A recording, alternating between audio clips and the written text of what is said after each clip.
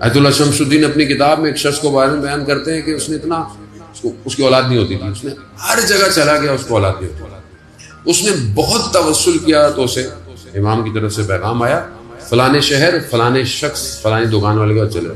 یہ ڈھونڈتا ڈھونڈتا اس شہر پہنچا، اس شخص کا مجھے بہت چھوٹی سی دکان تھی، تلائیاں سیتے تھے، جو چھوٹی سی دکان تھی. اندر گیا، جیسے اندر آیا اس نے اس کو نام سے پکارا اور کہا کہ جاؤ تمہارا کام ہو گیا. اب یہ کہہ رہا ہے میں اتنی دور سے آیا تھی مشکل، یہ کہہ رہا ہے کام ہو گیا، کہہ رہا میں رک جاؤں تو ہاں رک جاؤ. کہا میں اس کا مہمان بن گیا. اب میں نے اس کو کھانا دیکھا تو روٹی اور دہی، لیکن میں نے اس سے لذیذ کھانا نہیں کھایا تھا، حالانکہ خود بہت بڑا امیر آدمی تھا. جب رات ہوئی تو کہا کہ مہمان ہوتے ہوئے مہمان کا حق ہوتا ہے. کہا ہاں. کہا میں یہ پوچھ سکتا ہوں تمہیں یہ مقام کیسے ملا؟ اس نے بولا بھائی دیکھو تمہارا کام ہو گیا ہے، اب تم چلے جاؤ، تمہیں اس سے کیا کہ مجھے یہ مقام کیسے ملا؟ اس نے بولا نہیں 12 لاکھ تو بنتا ہے. خیر اس نے بڑے منتیں کرنے کی اور جب تک کہا کہ میں زندہ ہوں پھر نہیں.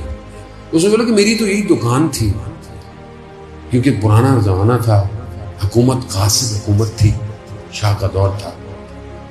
تو کہا کہ سامنے ایک جو یہاں کا گورنر جو تھا اس کا ایک نگہبان تھا، ایک سیکیورٹی والا جوان لڑکا تھا. وہ میرے پاس آتا تھا اور اس نے مجھے کچھ پیسے دیے تھے کہ ان پیسوں سے گندم خریدنا اور میں تم سے صرف 2 روٹیاں لینے آؤں گا.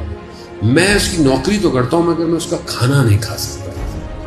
یہ حاصل ہے، روٹی میں اپنے پیسوں کی جو بھی ہے میں کھاؤں. کہتا ہے ایک دن وہ میرے پاس آیا، اس نے بولا کہ میں کچھ دن بعد مر جاؤں گا، تو تم ایک کام کرنا، تمہارے پاس کچھ لوگ آئیں گے تو اس وقت تم مجھے دفنانے کا یہ سارا انتظام میں تمہیں دے دیا. ایسے ہی ہوا. کچھ دن بعد اس نے دیکھا کہ وہ غائب ہے، پتہ چلا کہ وہ مریض ہو گیا. اس کو کوئی لوگ آئے مریض ہو گئے. پھر کچھ دن بعد 2 لوگ آئے، انہوں نے کہا کہ اس کا انتقال ہو گیا ہے، اس کو غسل کفن دے. کہہ رہا یہ میں پریشان تھا کہ بہرحال میں کون ہے. پھر اسی رات کو وہ 2 لوگ آئے، کہا کہ ہمارے ساتھ چلو. مجھے لے گئے، میں چلا گیا. میں جہاں رہتا تھا میں جانتا تھا، لیکن ایک عجیب سی جگہ تھی کہ میں نے کبھی دیکھی نہیں.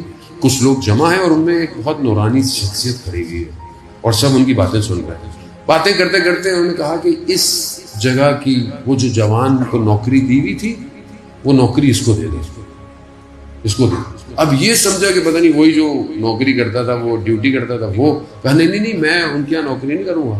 کہنا نہیں یہ وہ والی نوکری نہیں ہے، یہ امام کی نوکری ملی ہوئی تھی. تو کہا بس اس دن سے مجھے نوکری ملی ہے، مجھے جو نوکری کا پیغام آتا ہے میں اس کو انجام. تو امام نے جو تمہیں میرے پاس بھیجا ہے میری نوکری امام کی ہے.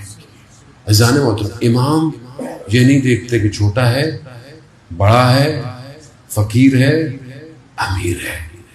امام باطن کو دیکھتے ہیں. باطن، ایک روٹی کھاؤ مگر حلال کی، دسترخوان بھرا ہو اور اسراف ہو، ہمسایہ بھوکا ہو، رشتہ دار تنگ دست ہو، فائدہ کچھ نہیں ہے. باطن صاف کرنا ہے.